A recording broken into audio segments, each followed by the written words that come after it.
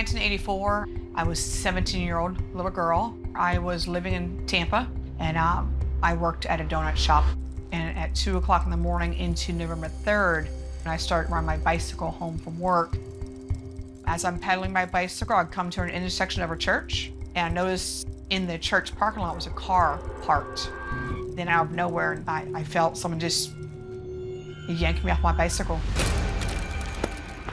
A man put his arm around my neck, and next thing I know, I felt the cold steel barrel of a gun to my left temple. He dragged me to the car. He threw me into the car. He orders me to take all my clothes off. And at that moment, I knew this guy was the worst demon you'd ever want to know. I'm thinking if he blindfolds me, how am I going to see anything? So I would tighten my jaw to make the blindfold loose. And it worked. And that's when he ordered me to perform an oral act on him. When there's a person that has a gun to your head, you tend to do what they say, because at any given moment, you're risking your own life. We enter the apartment. He puts me into the shower. Then he climbs in the shower with me. He bathes me.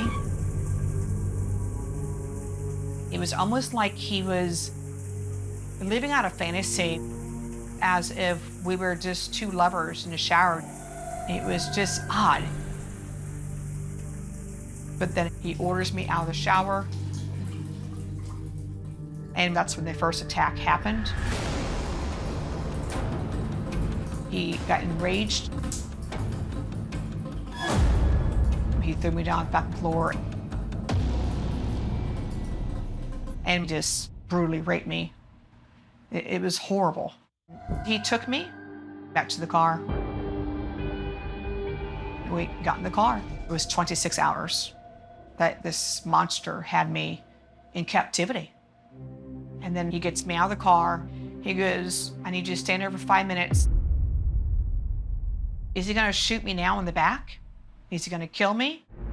But just as quick as he took me, he drove off. And I'm standing there, I'm frozen. And I'm thinking to myself, what just happened? I took my blindfold off, and I turn around and I just start running.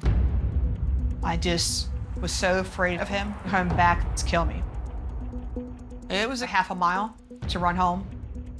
And it seemed like the house was getting further and further away. But eventually I made it back to my grandmother's house. My grandmother calls the police.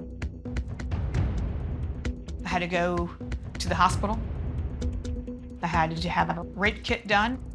It was almost like being violated all over again. It was horrible. But I did it, I had to do it.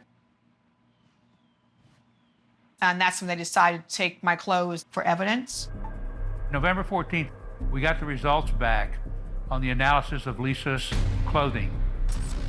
The FBI lab told us that we had a match with the red carpet fiber with hers and the other murder victims. And so we knew now that she had been abducted by our serial killer. Now, we not only have evidence, we have a live witness. Lisa is the key to everything. About 2 weeks after Lisa was abducted, we were able to find his car in the parking garage of the movie theater, and when he came out of the movies, he was taken down and arrested. Larry Pinkerton told me about Robert Durlong's arrest. I was relieved that he'd finally been caught and that he couldn't do this to women anymore. Did you use that gun on any other offenses? Yes, sir. So then, I threw out the pictures of all the homicide victims and asked him if he knew any of them. He hung his head down, and finally he said, "I killed them. I killed all of them." I just tie her up and did the same thing with the other girls. He killed 10 women.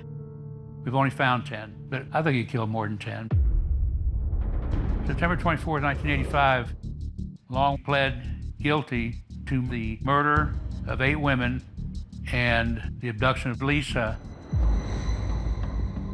Long received more than 24 life sentences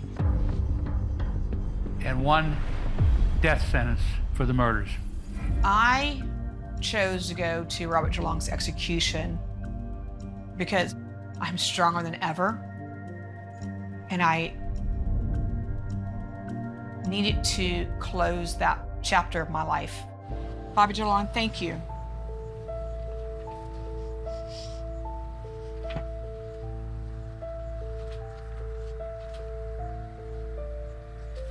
Thank you for choosing me instead of another 17-year-old little girl. The reason why I say thank you now is because I have forgiven you for what you have done to me. I became a deputy because of what I've been through in my life. There's times I get victims of rape, and I tell them my story to show them this doesn't mean you can't make something of yourself.